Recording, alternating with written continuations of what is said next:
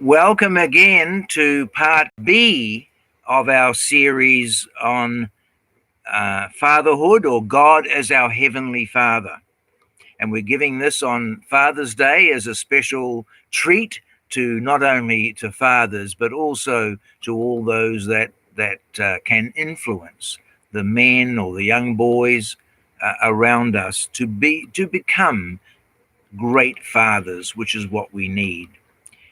Now, in part B is going to be a biblical examination of the Father that we can all learn from, and that is, of course, our Heavenly Father. But Jesus Himself gave us a great example of good fatherhood when He gave us the parable of the prodigal son. But I've renamed it today the parable of the father of the prodigal son, because we can learn so much about it. Now, Luke 15:11 tells us, to illustrate the point further, Jesus told them this story. A man had two sons. The younger son told his father, "I want my share of your estate now before you die." So his father agreed to divide his wealth between his two sons. This was a common request, as it enabled a son to invest in his future and not wait till he was old himself, and when his father might die. He could die 20 years or 30 years into the future. And so therefore this made the family stronger and able to withstand bad times if they came. But it was never given, the fortune was never given to a son so that he could live a life of debauchery and ease. That was never going to be the case in those times, or even today. And so we can assume that this son did not tell his father that he intended to launch a wild spendthrift life. So verse 13, a few days later, the younger son packed all his belongings and moved to a distant land, and there he wasted all his money in wild living. The father didn't mind the son moving to another country. After all, he probably thought he has a great business plan and is good to increase the wealth of the family.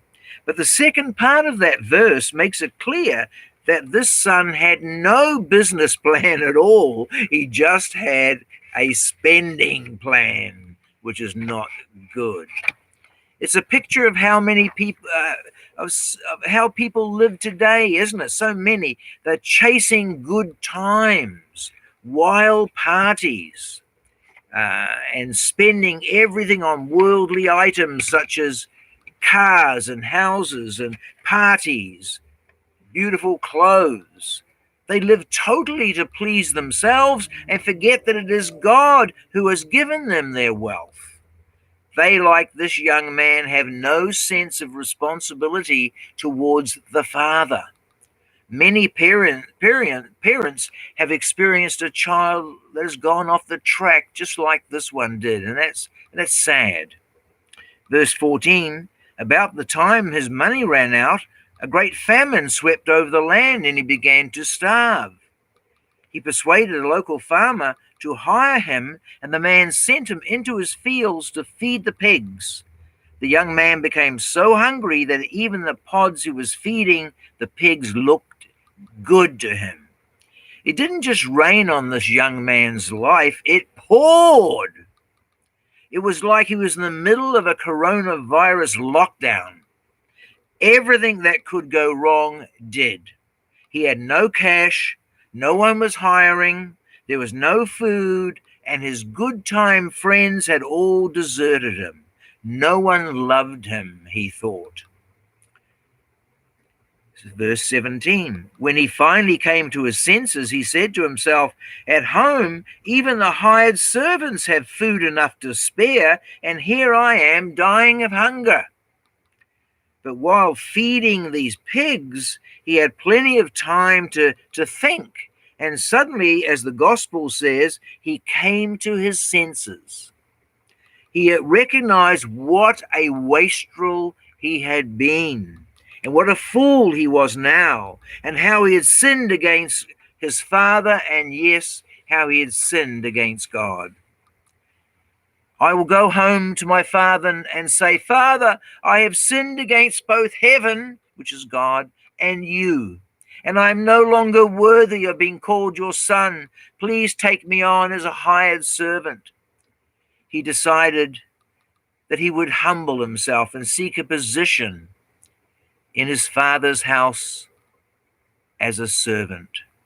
Jesus paints for us here the perfect picture of a repentant sinner coming to the God with no pretensions, with no claims to special treatment, admitting fault, and simply trusting in a merciful God to have compassion on him and forgive him and accept him just as he is. This is how we should come to our Heavenly Father too, when we are repentant of our sins, humble, admitting fault, and trusting in his parental love. Verse 20, so he returned home to his father, and while he was still a long way off, his father saw him coming. Filled with love and compassion, he ran to his son, embraced him, and kissed him. He turned his back on his sin and headed to his father to beg forgiveness. The father knew his son immediately, despite his rags and his bare feet. Moved by compassion, he ran, he wrapped his arms around him, and dirty as he was, and he kissed him. This was a sign of acceptance and forgiveness by the Father.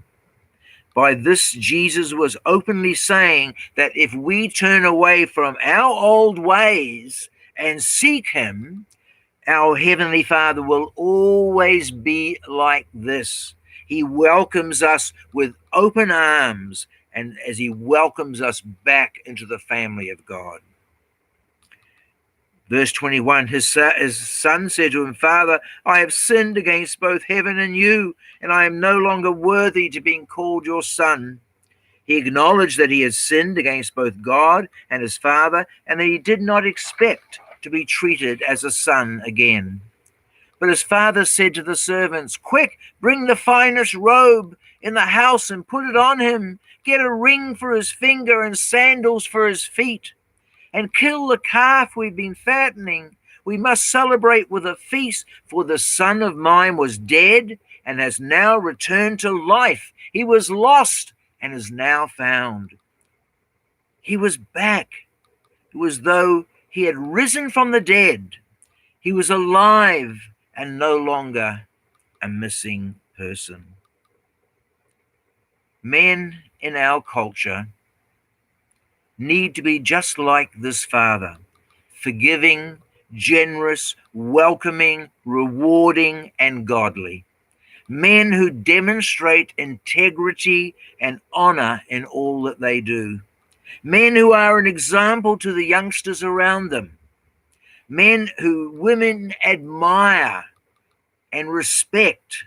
Men whose word is their bond. Men who puts others' needs ahead of their own needs. Men whom God will welcome into heaven with these words, Well done, my man. You have been faithful in trying to emulate the example of the Heavenly Father's character. Yes, the Heavenly Father's character is what we all have to aim to be like him. If you want to do that, then you've got to,